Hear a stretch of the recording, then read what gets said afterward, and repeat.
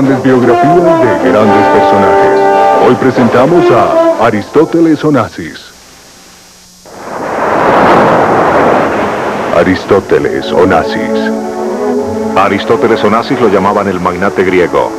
Construyó un imperio que valía $500 millones, aprovechando oportunidades que nadie vio ni se atrevió a explorar. Intentó comprar a Mónaco. Casi arrinconó el mercado petrolero árabe. Poseía el yate más opulento del mundo. A bordo bebió y comió con hombres de estado y celebridades. Aún así, se sentía siempre solo. Una vez me dijo, en realidad no se Peter puede Evans, biógrafo de Onassis. pero sí tolerancia para su ausencia. Onassis consiguió lo que quiso con toda su alma. Desde el tanquero más grande del mundo hasta las mujeres más hermosas, incluyendo el premio de pesca, Jacqueline Kennedy Onassis. Onassis y Cristina. Amó a sus hijos, pero los perdió a ambos. Cristina en las drogas y la desesperación, y Alexander estrellado en un avión. Con los hijos hay muchos problemas, tristezas, pero también recompensas. Lo mismo es con el dinero. Para el magnate griego, impulsado al éxito a cualquier costo, la vida se convirtió en una tragedia griega. Pienso que era un hombre muy solitario, curiosamente bebía mucho. Y Taki tampoco Theodora quería mirar Kopulos, hacia adentro. autor y No es gran columnista. trato mirar hacia adentro, ya veremos que Dios se encargue de ello, decía Onassis.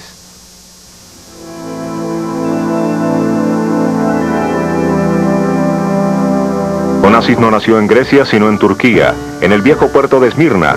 Su personalidad extraña y oportunista se formó durante sus primeros años traumáticos allí. La familia Onassis manejaba un exitoso negocio de exportación de tabaco turco, cotizado por su delicada hoja. Onassis fue tratado fríamente por su padre, pero su madre lo complacía en todos sus caprichos. Era un niño dañado. En 1922 los turcos llegaron a Esmirna y saquearon la ciudad. Onassis fue testigo de muchas atrocidades cuando Esmirna quedó convertida en escombros. Su tío fue ahorcado y su padre puesto en prisión. Para obtener favores sostuvo una relación homosexual con un oficial turco, hecho revelado por él a su biógrafo Peter Evans. Se enamoró en esta ocasión de un joven oficial turco. Él lo admite.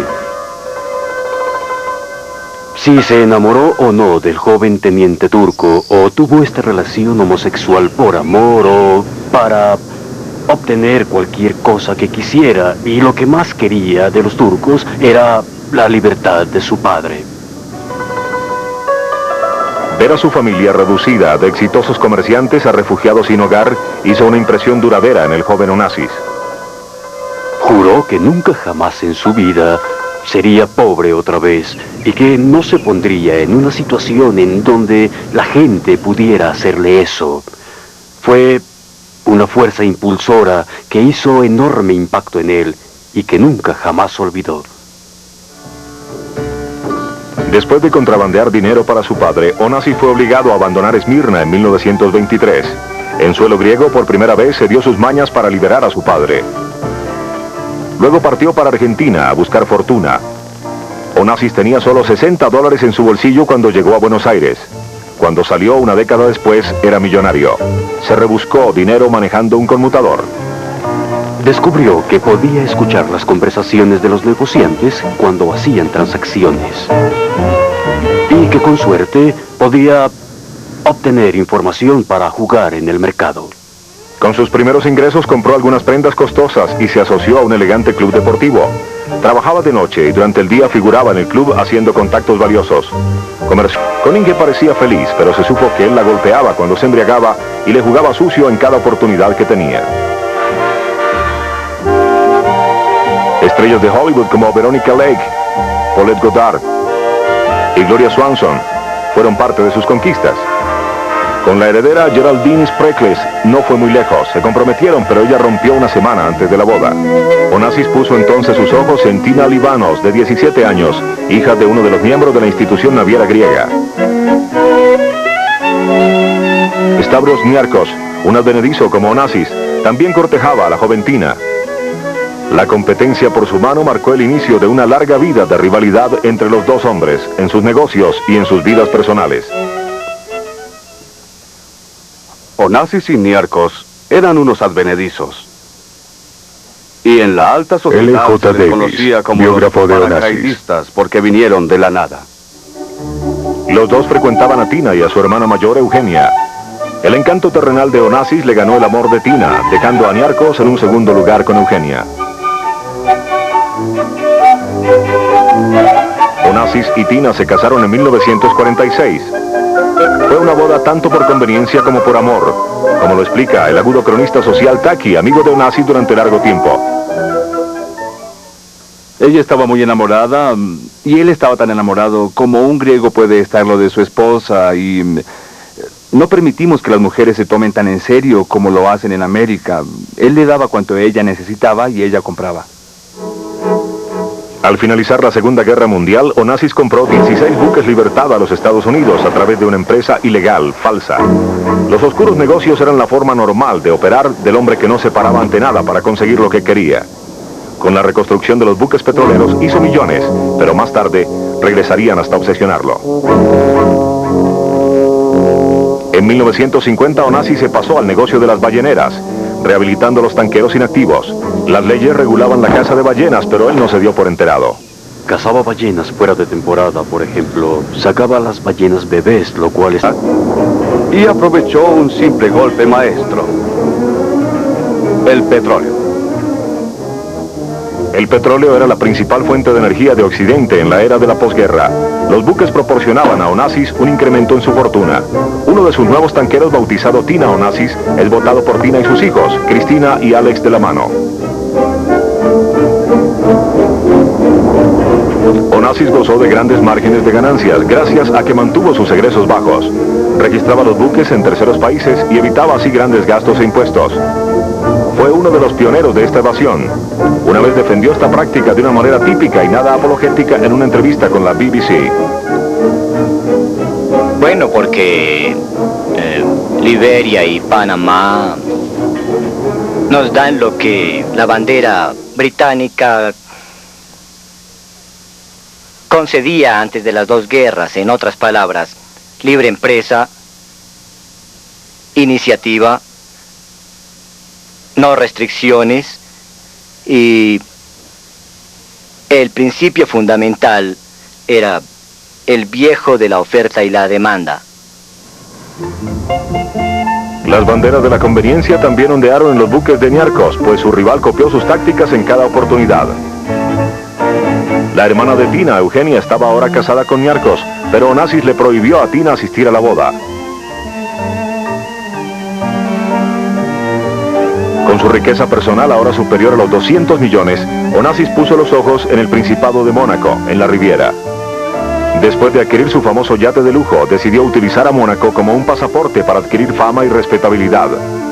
Todo lo que tenía que hacer era comprarlo.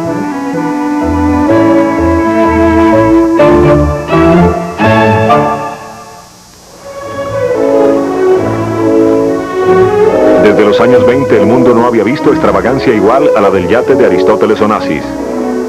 La Segunda Guerra Mundial llegó y se fue, dejando una Europa donde hasta los ricos eran pobres. Y allí estaba el magnate griego gastando 4 millones de dólares para transformar el Cristina, así bautizado en honor a su hija, en una casa de lujo para su familia y un lugar para mostrar su nueva fortuna. Los salones tenían chimeneas de lapislázuli, la piscina se convertía en pista de baile y estaba cubierta con mosaicos sobre la mitología griega. Sus 9 lujosas suites brillaban con espejos venecianos y mármol de Siena, accesorios de oro sólido. La personalidad de Onassis estaba en cada detalle.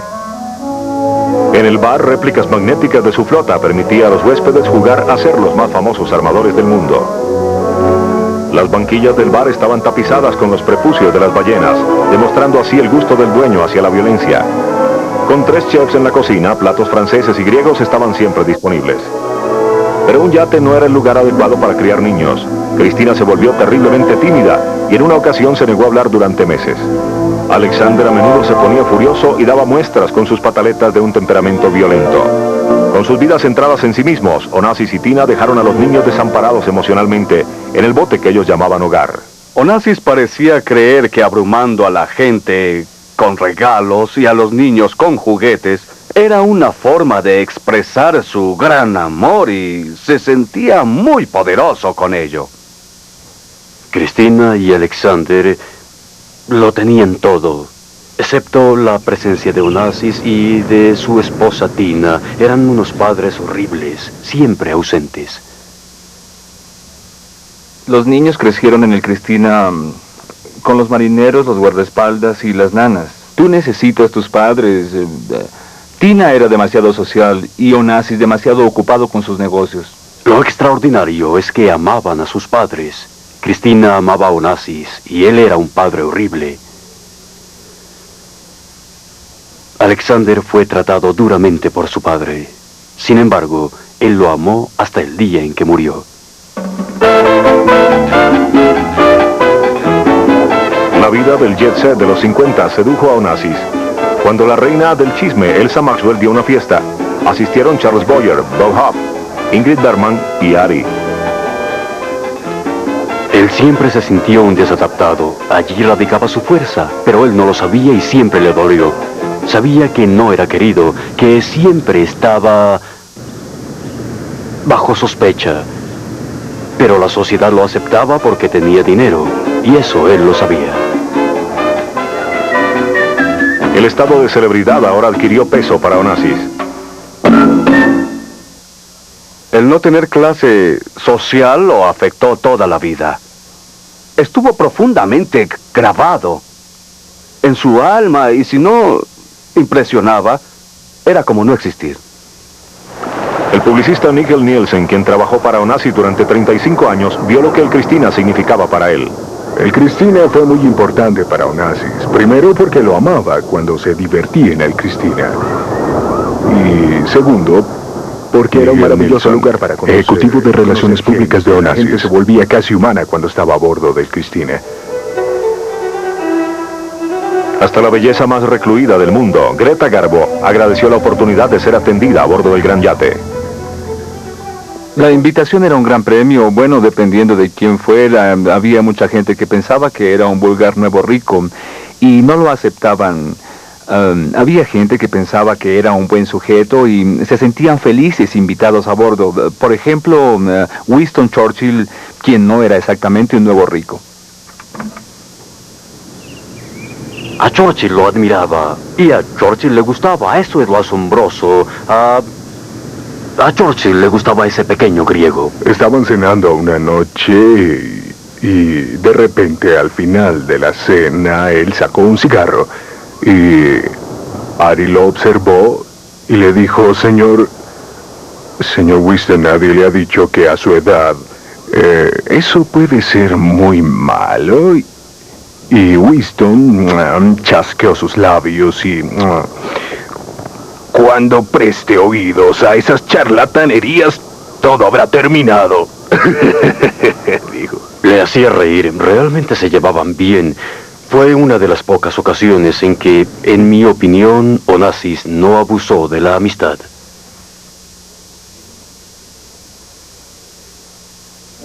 Mónaco llamó la atención de Onassis como un lugar libre de impuestos, a medio camino entre los campos petroleros del Medio Oriente y los mercados de consumo de Occidente. Mónaco ya tenía un príncipe, así que Onassis decidió ser su rey. Compró hasta el 42% de las acciones que controlaban el casino de Monte Carlo, el hotel y una tercera parte del negocio de finca raíz de Mónaco. Abrió los cuarteles centrales de su negocio naviero allí. Onassis quería mantener a Mónaco como un lugar de descanso exclusivo para la gente más rica del mundo. Esto fue la causa de disputa entre el príncipe y el ambicioso desadaptado. Reiniero no aprobó el plan de Onassis. En cambio, quiso que Mónaco se convirtiese en un lugar de atracción turística para la clase media. Creo que tenemos que olvidarnos de la idea inicial de ver a Monte Carlo como un lugar de juego y de distracción para multimillonarios. Reiniero era soltero, así que Onassis decidió buscarle una esposa que le diera un poco de estilo al lugar. Pensó en conseguirle una esposa a Reiniero, pero ¿a quién podré conseguir para esto? fue difícil pensar y le tomó tiempo decidir que la mujer perfecta para ser la princesa de Mónaco era Marilyn Monroe. Onassis se acercó a Marilyn con esta idea a través de un intermediario. Marilyn quedó intrigada, pero no estaba segura de dónde quedaba Mónaco. Y cuando ya estaba a punto de presentarle a Marilyn Monroe al príncipe, este le dijo que había encontrado a su novia y era Grace Kelly. Este fue el principio del fin de Onassis en Mónaco, porque Grace Kelly vio quién era Onassis y le dio a Rainiero la fuerza para luchar contra él. Después de años de regateo legal, Onassis vendió en 1967 sus acciones de la Compañía de Mónaco por 9.5 millones de dólares. Luego, Onassis se volvió hacia Arabia Saudita, a un esquema que lo colocaría en el tinglado mundial de un solo golpe. El petróleo árabe había sido controlado por intereses americanos durante décadas. Su audaz idea era sacar a los Estados Unidos del panorama encargándose él del transporte de petróleo. El plan llamado el Acuerdo Jeddah llamó la atención del rey de Arabia. El trato era que Onassis construyera una flota de buques con bandera árabe. Estos buques serían de propiedad de Aristóteles Onassis y transportarían virtualmente todo el petróleo de Arabia Saudita. Nigel Nilsson fue contratado para intentar el cambio de la imagen que las compañías petroleras de Occidente tenían de Onassis. Le diré algo. Como usted es mi huésped, le diré lo que creo ellos piensan acerca de mí. Y yo dije, bueno, y él dijo, creen que soy una escoria griega con mucho dinero. Y yo dije, tiene toda la razón y mucho peor aún.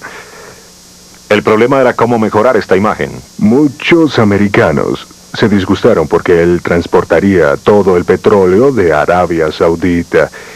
Y yo dije, bueno, hay que organizar el lanzamiento del barco. Veamos si puedes conseguir al rey para que lo haga. Él invitará a todo el mundo y todo el mundo vendrá a la fiesta aunque no quiera. Y tú podrás hablar con ellos y enterarte de lo que sucede. Los acuerdos navieros eran terriblemente importantes para Onassis, pues esto lo convertiría sin duda en uno de los más poderosos hombres de la tierra. Onassis encontró el primer obstáculo para su plan cuando los Estados Unidos lo acusaron de comprar los buques Libertad años antes. Onassis voló a Nueva York y se enfrentó a sus acusadores. Fue muy divertido, lo detuvieron por un tiempo. Allí encantó a los drogadictos y ladronzuelos que estaban con él y les contó historias de su vida en el mar. Compareció ante el juez, pagó una fianza y cedió. Acordó formar una compañía naviera americana. Pero el viento fatal para el acuerdo de Jeddah sopló tras bambalinas cuando la administración Eisenhower presionó a los árabes para que no trabajaran con Onassis. Un golpe de la CIA llevó al Shah al poder en Irán. El rey Saud fue alertado de que, a menos que renunciara al acuerdo con Onassis, vería un golpe en su propio país. El rey volvió al redil americano en un año y el acuerdo Jeddah murió. De todas maneras, favorecieron a Onassis acontecimientos como revueltas antioccidentales que irrumpieron en Egipto, y el coronel Nasser aprovechó el canal de Suez. Cuando las fuerzas francesas y británicas atacaron el canal, Nasser respondió hundiendo los buques en él y bloqueando la ruta petrolera más importante del mundo.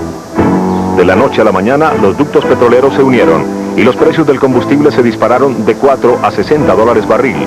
Onassis fue el único que pudo transportar a grandes distancias desde África. Aprovechando este golpe de suerte, el magnate griego elevó sus tarifas y ganó 80 millones de dólares en 6 meses. Onassis compró la isla Scorpios. Ahora podía tener acceso a ella, pues poseía 300 millones de dólares. Todavía dirigía Olympic, la aerolínea que obtuvo primero del gobierno griego en 1957.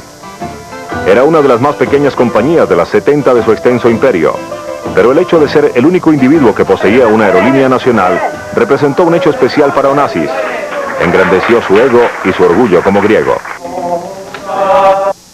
Todos estos griegos que tienen sangre turca en sus venas tratan de ser más griegos que los griegos antiguos. Es una tendencia a dramatizar.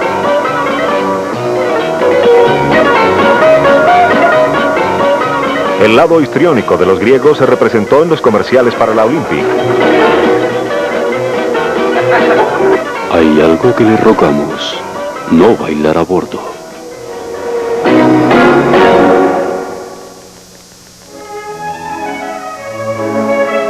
Otra griega famosa llamó su atención, una mujer tan apasionada como las óperas que ella cantaba, y quien sumergió a Onassis en su propio reflector. Ella era la legendaria diva María Callas.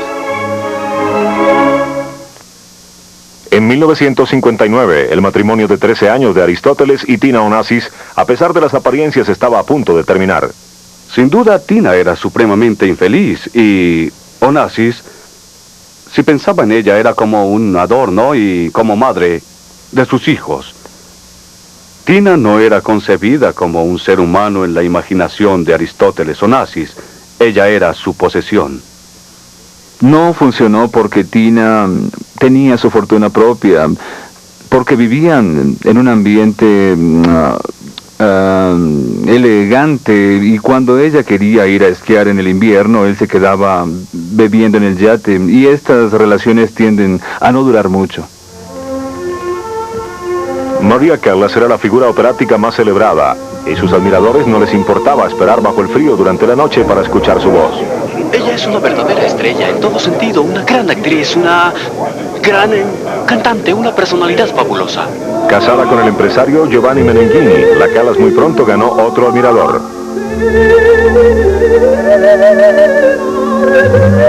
Onassis invitó a los Meneghini a navegar, lo cual incluyó una nostálgica visita a su tierra natal, Esmirna. La lista de invitados con Winston Churchill entre ellos impresionó a la Callas, pero fue la química entre Onassis y ella lo que hizo el viaje memorable.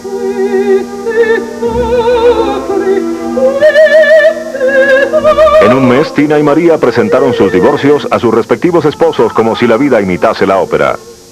Meneghini reaccionó como un típico italiano. Lloró, gritó, se puso histérico, amenazó con suicidarse, pero no hizo nada. Le pidió dinero a ella y lo consiguió.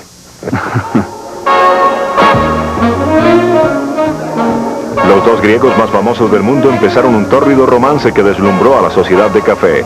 Produjo artículos picantes en todos los periódicos y se probó una vez más que el amor es ciego. Pienso que la atracción básica entre Onassis y Callas fue solo sexo. Nunca antes le había sucedido a la Callas. Meneghini había ayudado a María a bajar de peso, pero con Onassis se operó una total metamorfosis. Le hizo perder peso. La llevó a varios modistos a París. La transformó. La atendía. Era el primer hombre que le hacía eso. La trataba como a una diosa sexual. Como si fuera un objeto sexual. Y a ella le encantó. Floreció. Y ella adoraba eso. Los periodistas perseguían la pareja. No con una pregunta, por favor. Una pregunta nada más. ¿Qué se van a casar ayer en el matrimonio de y ahora deténgase, por favor. Salimos mucho y somos amigos muy cercanos. Pero infortunadamente este asunto no encaja en las notas picantes de los periódicos. A bordo del Cristina, la Callas llevó una vida de autocomplacencia que le encajó a la perfección. A pesar de la desaprobación de Ari, empezó a descuidar su canto, a faltar a sesiones de práctica y a las presentaciones. Cuanto más se alejaba ella de su carrera operática, más grande era la decepción de Ari.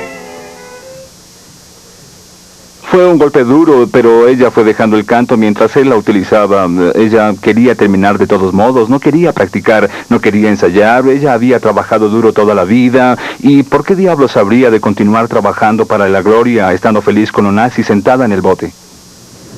Y esto, irónicamente, fue lo que destruyó la relación, porque ella era parte de esta necesidad de Onassis de tener siempre lo mejor.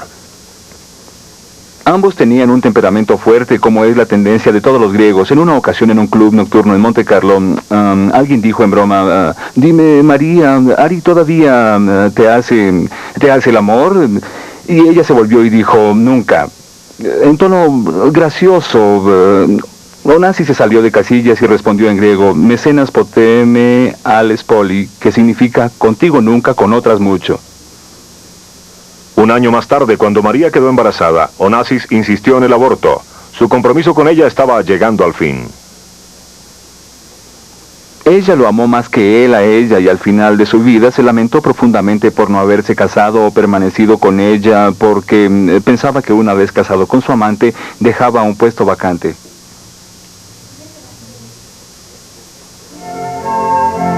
Un nuevo rostro apareció en su horizonte en el verano de 1963. Jackie Kennedy tenía una hermana, Lee Radziwill, amiga de Onassis. Cuando Jackie perdió su tercer hijo al nacer, Onassis la invitó a través de Lee para recuperarse a bordo del Cristina. El presidente lo objetó, pero Jackie no desaprovechó la oportunidad. Los Kennedy eran demasiado burdos para ella. Nunca tendrían suficiente dinero. Y la primera vez que ella y Lee estuvieron en Grecia, cuando Kennedy todavía vivía, creo que ella quedó sorprendida con la riqueza y las comodidades de Onassis, ya que ni siquiera el presidente de los Estados Unidos poseía esa clase de fortuna. Al final del crucero, era aparente que Jackie y Onassis habían formado una sociedad de mutua admiración. Onassis encontraba atractivo en Jackie, que era la número 1 en el mundo, más conocida que la reina de Inglaterra, conocida en todas partes, y era un progreso natural para Onassis. Con el asesinato de John F. Kennedy, la fantasía dejó de ser impensable. El día que Kennedy murió, le dijo a uno de sus asistentes, un hombre llamado Costa Grasos: esta es la próxima señora Onassis. Empezó a cortejarla poco después de Dallas. El más secreto y largo cortejo. La veía más a menudo de lo que cualquiera pensó. Y la cortejó durante 5 años. Robert Kennedy se opuso al noviazgo de su cuñada con Onassis, en parte debido a sus ambiciones políticas. Más tarde, en 1968, fue asesinado. Cuando Onassis se enteró, dijo: el último obstáculo ha desaparecido. Me casaré con Jackie. 6 semanas más tarde, la boda tuvo lugar en su isla privada, en el Mar Jónico.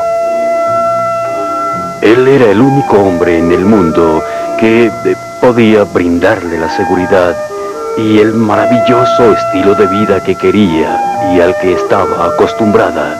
Era el hombre que podía compensarle su primera pérdida. Roll number 2. Roll number 2. Los medios del mundo entero bajaron a Scorpios. Ni siquiera a bordo del Cristina la fiesta de boda estuvo a salvo de los periodistas que estaban en sus propios botes. Cualquier aparición notable como la de John Kennedy Jr. provocó la histeria entre los paparazzi y la Guardia Costera griega tuvo que restablecer el orden. Sus hijos tenían la misma idea del matrimonio. Alexander y Cristina, como se ve en las fotos, estaban profundamente impresionados, como los niños suelen estarlo en presencia de estos eventos monumentales. No era un solo par de niños ricos viendo desaparecer su herencia. Ellos verdaderamente creían que esto era un desastre para su padre, un desastre para su madre, un desastre quizás para Jackie. A las 48 horas del matrimonio, Onassis dejó a Jackie en la isla para continuar con un negocio. La dejó atrás, pero ¿qué clase de luna de miel era esa? Era como si hubiera dejado un maravilloso Picasso, como si lo hubiera dejado colgado en la pared. Ya no tenía que sentarse a contemplarlo. Podía irse a hacer lo que más sabía, hacer negocios. Cuando su nueva esposa cumplió los 40 en 1969, Onassis le obsequió un diamante de 40 quilates. Su hijo declaró que era el encuentro perfecto. A mi padre le gustan los nombres, a Jackie el dinero. Pero Onassis llegó al matrimonio con sinceras esperanzas de felicidad y Jackie también. En su retiro en el Cristina se vieron tempranas muestras de doméstica ternura.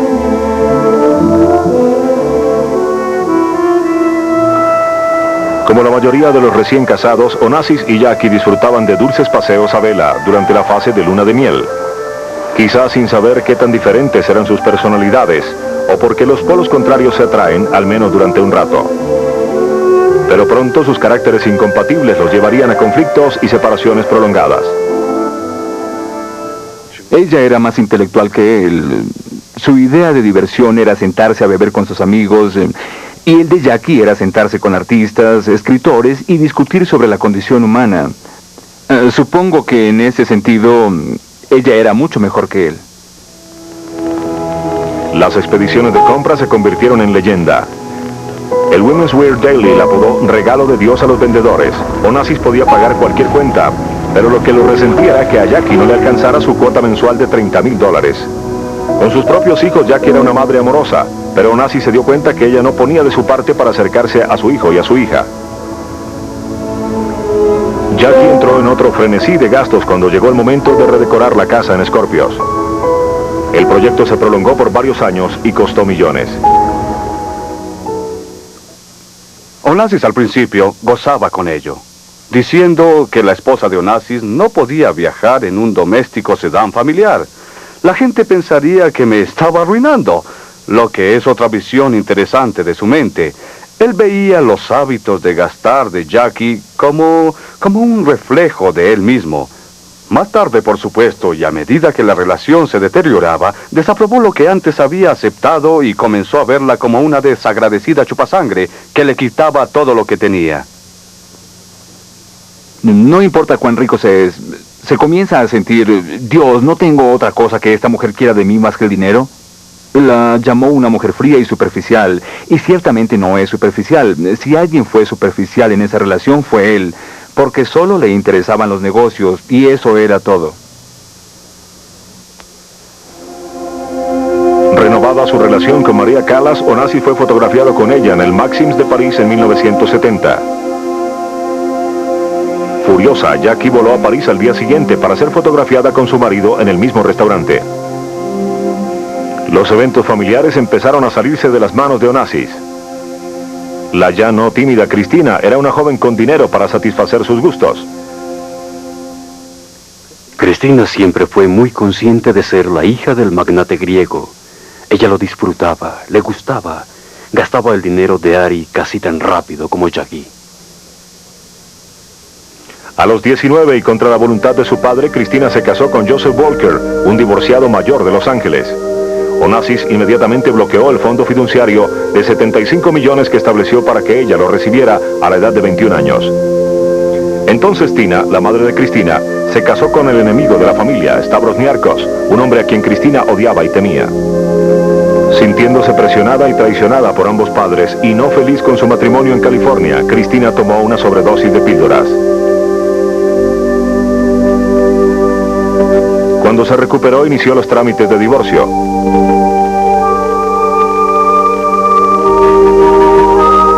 Alexander trabajaba con Aerolíneas Olympic, con un escaso sueldo de $12,000 al año que pagaba su padre y con quien a duras penas se comunicaba. Hizo casi todo lo posible para destruir a su hijo, nunca lo ayudó. Sentía celos de él, de su juventud, de su independencia, porque el chico creaba una independencia para sí mismo. Estaba celoso de la relación de su hijo con Fiona Thyssen. Fue Fiona, una antigua modelo 16 años mayor que él, quien tuvo el valor de acercar a Alexander a su padre. Consiguió que ellos se hablaran. Hacia el final de la vida de Alexander, con la constante insistencia de Fiona Thyssen, finalmente padre e hijo pudieron sentarse y sostener una conversación razonable como personas razonables. Por eso la muerte de Alexander es mucho más trágica. Alexander murió tras estrellarse su avión en 1973. El golpe de su muerte y sus sentimientos hacia su hijo por resolver casi lo destruyen. Onassis estaba totalmente desolado, hasta el punto que sorprendió a la gente a su alrededor, que no podía creer que este hombre tuviera tanto amor en él hacia alguien y menos por su hijo. ¿Podría decirnos cómo se siente acerca de esto? Bien, como cualquier ser humano, no soy nada, ni especial, ni excepcional. Como cualquier padre se sentiría, era un buen muchacho. Era un muchacho que prometía. Me pesan los días difíciles que vivimos. Tras la pérdida de su hijo, la fachada pública de seguridad de Onassis empezó a desmoronarse. Su negocio naviero estaba en auge, ahora su flota producía ganancias mensuales de 10 millones. Pero como el padre adolorido dijo en ese momento, los millones no proporcionan lo que un hombre necesita en la vida. En octubre de 1973, las naciones productoras de petróleo iniciaron un embargo que desmanteló el negocio naviero. Para diversificar, Onassis propuso la construcción de una refinería en New Hampshire. Pero en 1974 sufrió la más grande derrota de su carrera. La gente de New Hampshire se levantó contra él y para su asombro perdió. Y de hecho, la gente alrededor de Onassis creía que el fracaso de la refinería de New Hampshire fue la que le produjo su enfermedad. Cristina condujo a su padre a un hospital en Nueva York, en donde diagnosticaron una miastenia grave, un desorden del sistema inmunológico. Uno de los síntomas era la caída de los párpados, los cuales Cristina mantenía abiertos con esparadrapo. Aunque delicado de salud, Onassis viajó a Atenas a finales de 1974, cuando un nuevo gobierno griego consideró la reposición de las aerolíneas Olympic. Los aviones permanecieron en tierra mientras negociaba con funcionarios hostiles. Al final perdió la aerolínea y lo que le quedaba de salud. Regresó a París después de un doloroso ataque de cálculos biliares con el prospecto de una cirugía mayor. Al lado de su padre, Cristina jamás perdonaría a Jackie el no estar al lado de su marido durante su crisis reciente. Onassis ingresó al hospital en febrero para extirpar la vesícula. La prensa se dio cita como observadora de una forma solo reservada a hombres de Estado y estrellas de cine. Onassis parecía tener una lenta pero estable recuperación cuando el corazón le falló. Murió en el hospital en marzo 15 de 1975 a la edad de 75 años. Al día siguiente, Jackie llegó para llevar el cuerpo de su esposo a Grecia y enterrarlo. El testamento que Onassis había preparado dejaba a Cristina como su principal heredera, que recibiría todos los bienes de su vasto imperio. Pero según la ley griega, su viuda tenía derecho a un porcentaje, y el arreglo del testamento quedaría sujeto a una larga y amarga negociación.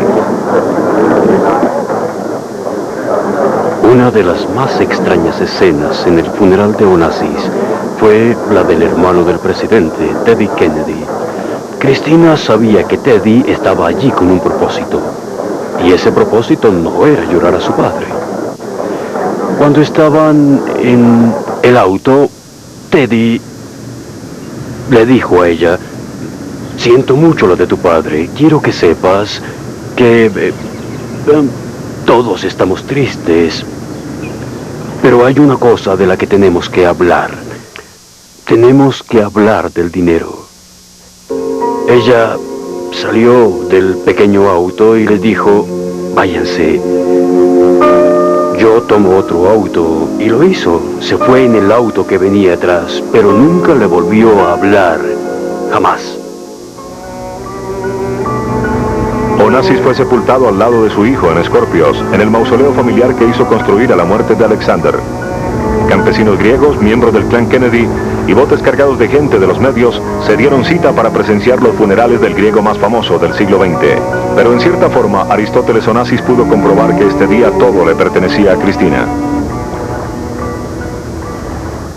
Reuniendo al servicio, a la tripulación y a los ejecutivos de su padre a su alrededor, dijo: este buque y esta isla son míos. Ustedes son mi gente ahora.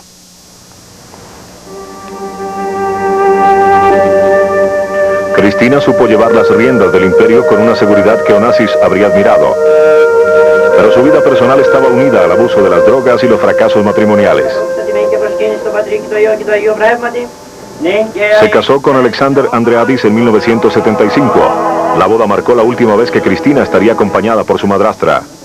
Había dispuesto que le pagaran a Jackie $26 millones para finalizar la disputa del testamento, a cambio de que Jackie renunciara al reclamo de los bienes. El matrimonio con Andreadis solo duró 2 años. Contrajo matrimonio con Sergei Kausov en 1978, un oficial naval ruso de quien se supo era pagado por la KGB. Cristina se divorció un año más tarde. En 1984 se casó con Terry Russell. Antes de obtener el divorcio, Cristina recibió su más preciado regalo, su hija Atina. Pero su felicidad fue efímera.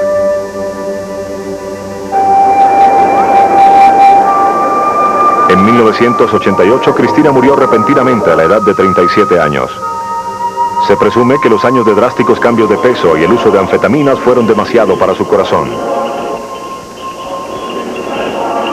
Russell, quien muy pronto se casó con su amante de muchos años, fue nombrado entre los 5 albaceas, quienes manejarían los bienes de Atina, hasta que ésta cumpliera los 19 en el año 2004. En la persona de la pequeña niña vive el legado de $500 millones de Aristóteles Onassis.